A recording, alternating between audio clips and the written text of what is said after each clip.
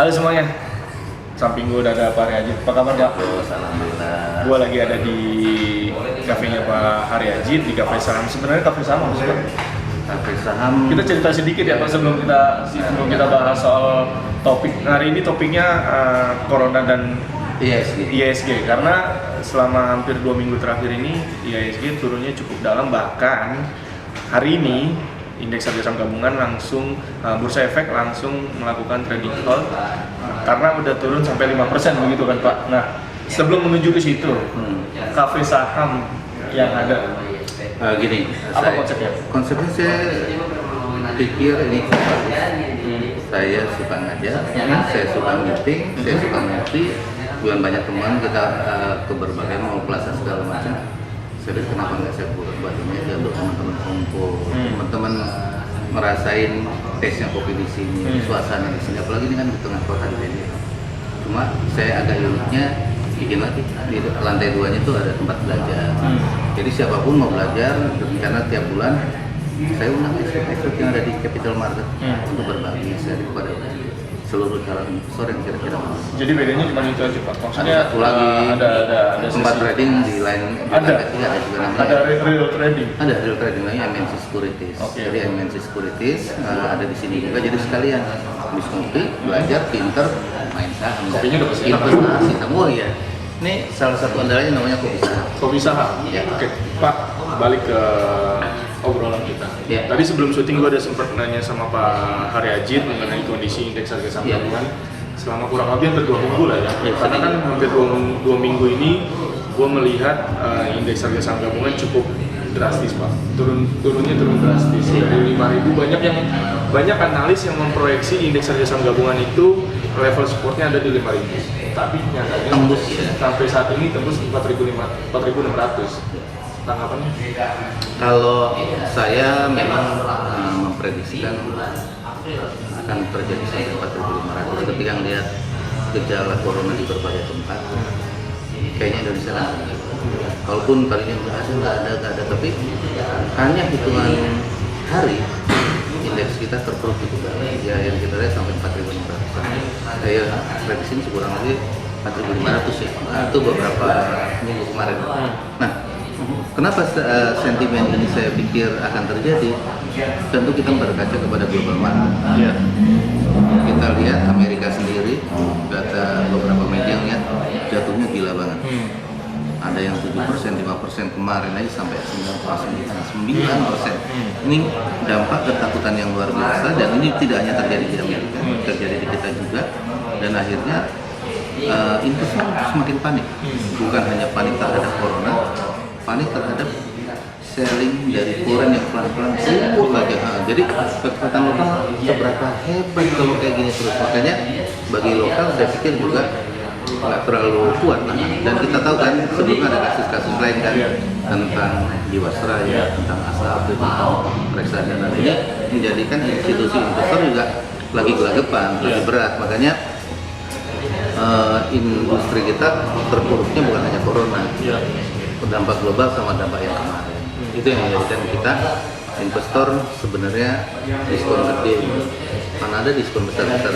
Jadi bukannya harus lari kita ya, malah selektif beli. Banyak pilihan yang saham-saham saya lihat bagus. Justru ini waktu yang tepat begitu ya Pak? Bisa dikatakan waktu yang tepat untuk investor memborong saham. Ternyata ketika swingnya ke bawah gitu dengan gejala ini, itu bisa dikatakan luar biasa.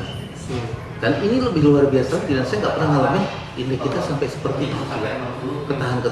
Memang dahulu pernah 98, tapi indeks masih kecil. Ini sudah 6 ribuan, dan kita terkaget-kaget mengalami Itu swingnya itu dari 2008, kondisi 2008 atau kondisi 98 yang paling parah ya. Itu berarti hari ini lebih parah dari 98. Ya bisa dikatakan, tapi waktu itu kan indeks masih sedikit, jumlah emiten sedikit. Sekarang kan faktornya emiten banyak banget. Jadi saya pikir 2020 ini satu hal yang hebat, turunnya begitu dalam dan cepat. Saya pikir juga naiknya juga cepat. Tapi balik lagi, investor bisa aja lakukan selektif beli karena salah satu pilihan saham kan lihat fundamental, lihat prospek di dalamnya, lihat siapa yang pegang, industrinya bagaimana. Saya pikir masih banyak yang bagus.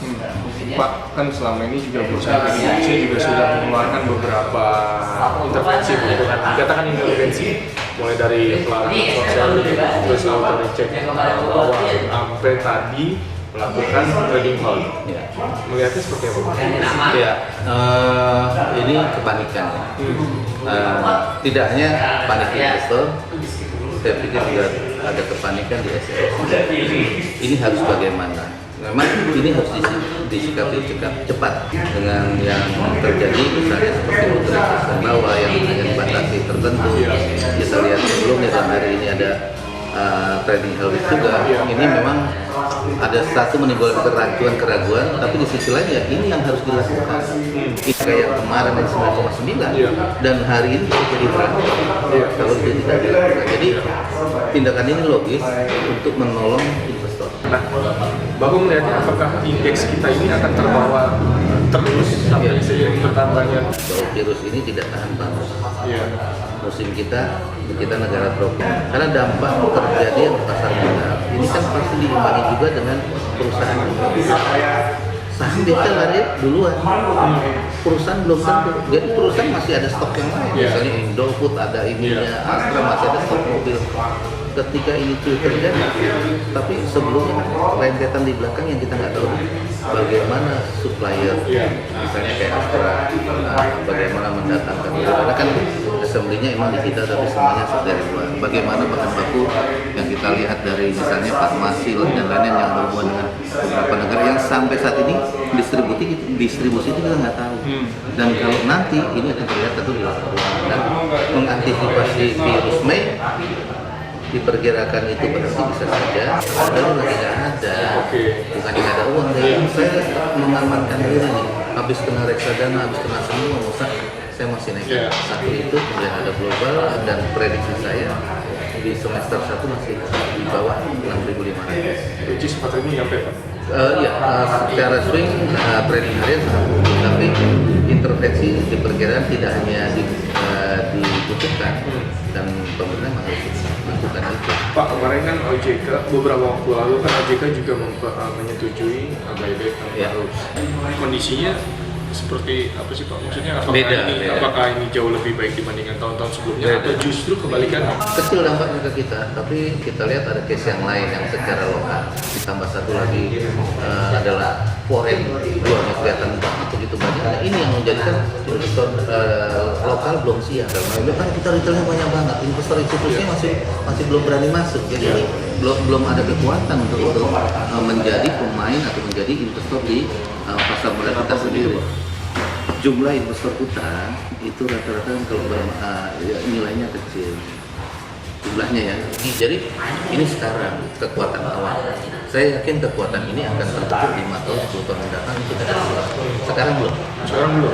5 sampai 10 tahun. Ya, 5-10 tahun kita akan ada kekuatan. Pak, antisipasi investor di tengah kondisi yang seperti ini, di tengah pandemi global, WHO juga kan sudah menetapkan ini pandemi global.